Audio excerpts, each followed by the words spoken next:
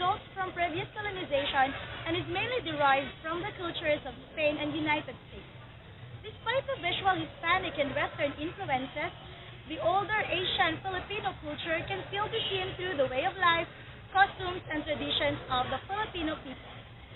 The nipa hut or bahay kubo is a typical form of houses during ancient times and until now in the remote areas. Philippines is also considered as a melting pot of Asia.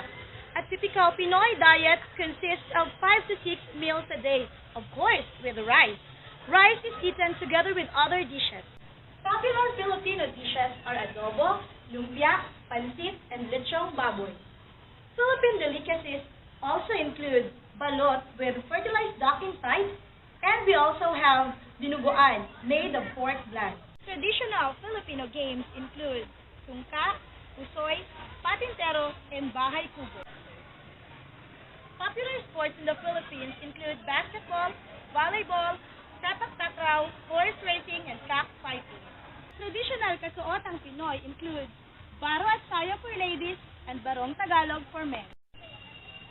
It is impossible to know when exactly dancing became part of life in the Philippines, but many of these dances were designed to thank God for natural and agricultural events such as rain and harvest.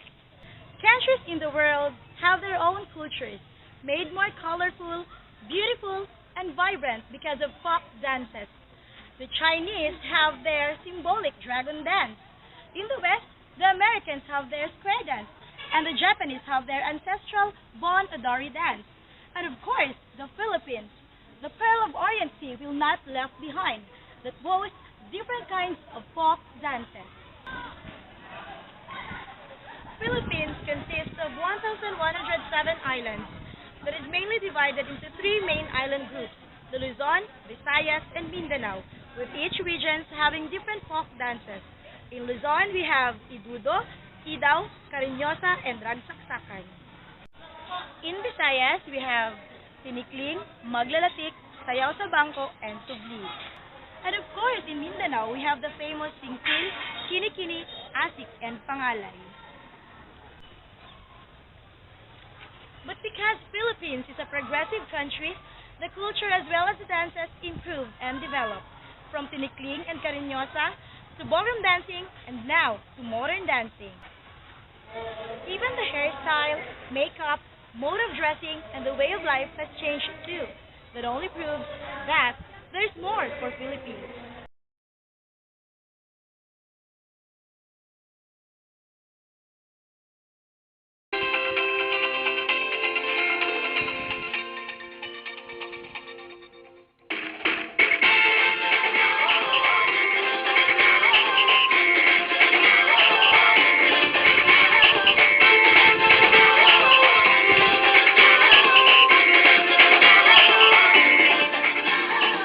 Minsan natuwang may likha, 7,000 pulo ang ginawa. Mga hiyas na inilatag sa malat sublang dagat. At ang bayan niyang pinili, nasa dulo ng bahaghari. Kaya 1,000 gulay nangakit kumakaway. Piliin mo bilang Pilipinas, kapuluang kwintas ng perlas. Piliin mo, yakapin mo, kayamanan niyang likas. Piliin mo ang Pilipinas.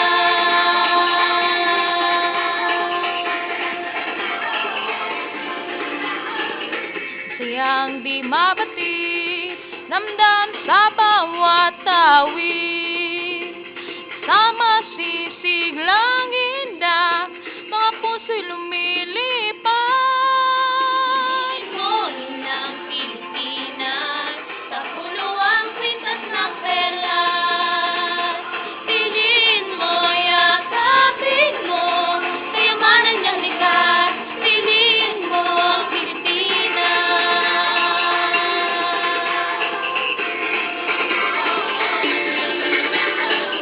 At ang ngiti ng may kapal,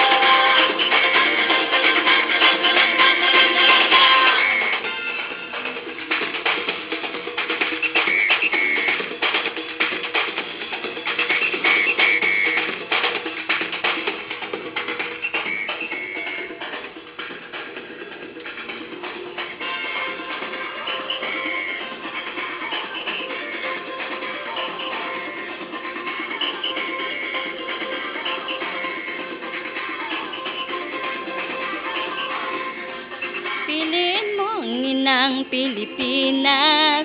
Piliin mo ang inang Pilipinas. Piliin mo ang inang Pilipinas. Piliin mo ang inang Pilipinas. Piliin mo inang Pilipinas.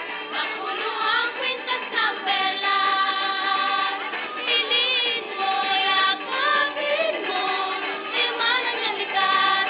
Piliin mo ang Pilipinas.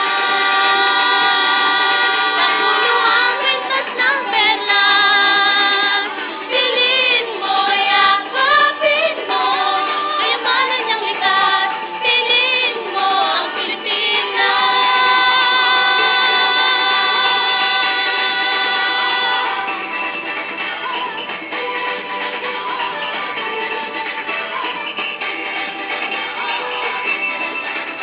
Piliin mo ang Pilipinas.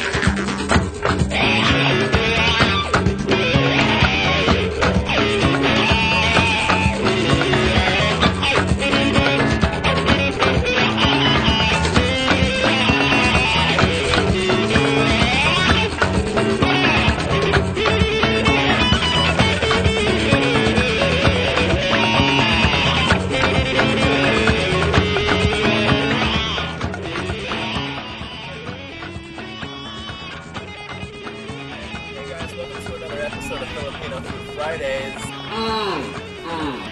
That's liver. I'm on the 210 headed to the Pomona Fairplex. That's right, U.S. Philippines Expo. Second meal ng Purganasa. Is it for the culture? Patis. Some dancing? Let's keep it real. The food, pagkain. Maybe we'll have some lumpia? Thumbs up for food, right? Who doesn't love food? I just visited Nettie's Curbside Cravings, and here's what I got. So, this is the pancit Mickey Bihon, the rice stick and egg noodles sauteed with chicken and vegetables. I think it could use some lemon. This is the bopis, mildly spiced dish sauteed and made of pork innards. It's tasty and spicy, but that's going to take some getting used to. And then there's the caldereta right here, the tender beef chunks stewed in its special sauce. Then we have the grilled roasted vegetables here. I dropped one. And now I'm sad I dropped it. Chicken teriyaki.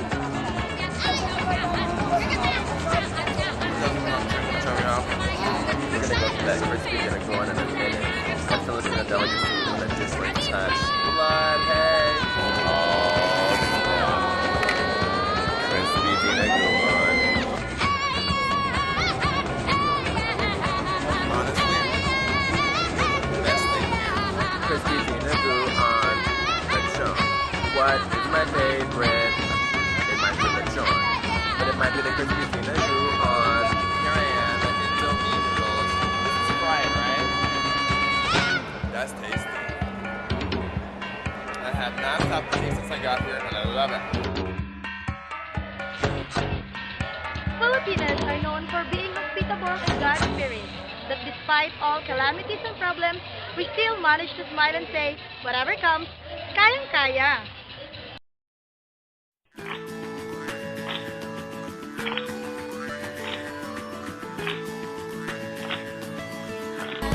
Pinasmile mo kami parang araw matapos ang ulan. Pinasmile mo kami, lahat ng bagay ay gumagaan.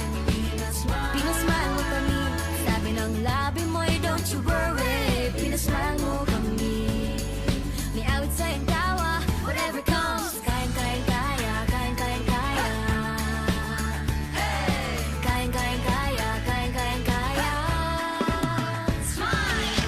Pinasmile mo kami parang araw matapos ang ulan. Pinasmile mo kami, lahat ng bagay ay gumagaan. Pinasmile mo kami, sabi ng labi mo'y don't you worry. Pinasmile mo kami, may awit sa'yong tawa, whatever comes, kayang-kaya. Kayang-kaya.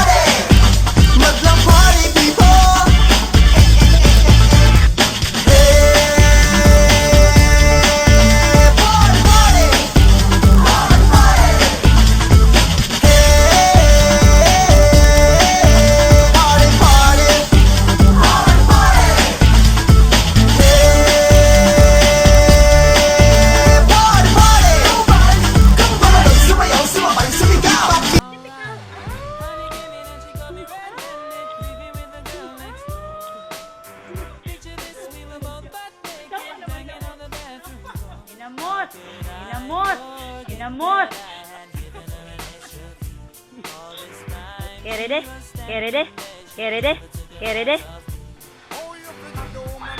In Visayas, we have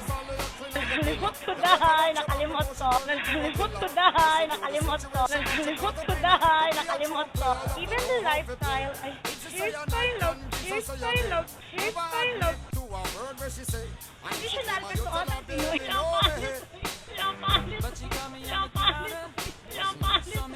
And of course,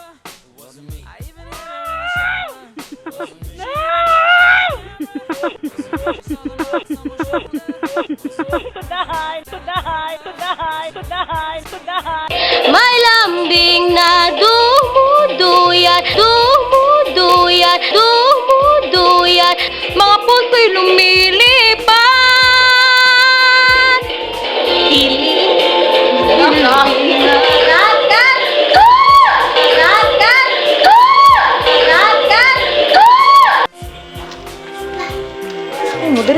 Diretso siya record ay. Diretso siya record ay. 1, 2, 3. 1, 2, 3. Okay, naman kayo dito. Bibi yung record. Sige na, asa day si Chesa, day? Sige na, asa day si Chesa, day? Sige na, asa day si Chesa, day? Piliin mo! Piliin! Piliin mo! Pingin-ipin na, pingin-ipin na, pingin-ipin na.